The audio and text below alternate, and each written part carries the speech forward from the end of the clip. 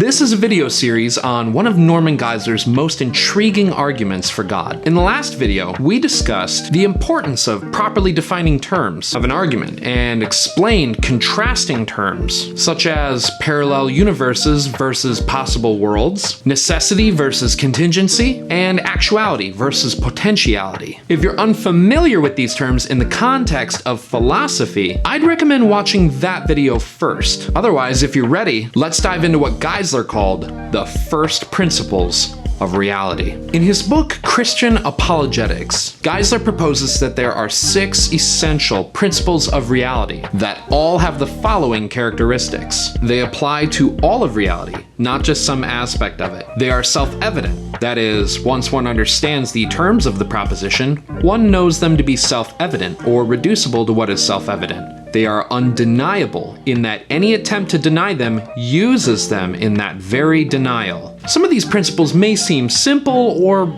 obvious, but it's important that they be established before moving on to the more complex structure of the argument. In fact, their simplicity or obviousness is a testament to the truth of these first principles of reality. The stronger the building material, the stronger the structure. With that said, let's delve into the 6 principles of reality, beginning with number 1. Being is. That is, something exists. This is called the principle of existence. This is undeniable, since the one who denies it must exist in order to deny it. Hence, while the source of first principles is a basic intuition about being, the test for their truth is undeniability. That is, they cannot be denied without affirming them, either directly or indirectly, in the very denial itself. 2. Being is being. This is known as the principle of identity. Being is identical to being. A thing is identical to itself. Again, this is literally undeniable, since it cannot be denied unless it is implied, for one must assume things are identical to themselves even to deny that they are. 3.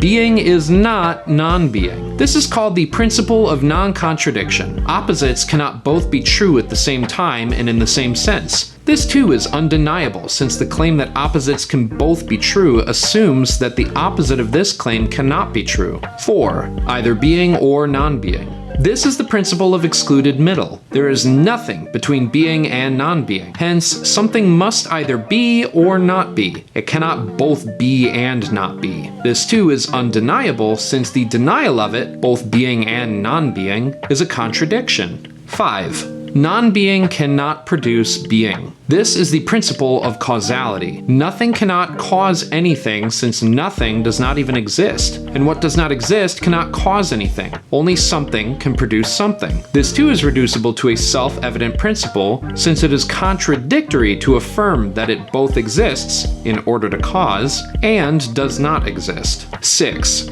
Being causes being similar to itself. This is the principle of analogy. An effect resembles its efficient cause. Like produces like. Being shares being, for this is all that it has to share. Being cannot give what it has not got, but what it gives, i.e., being, it must have had to give.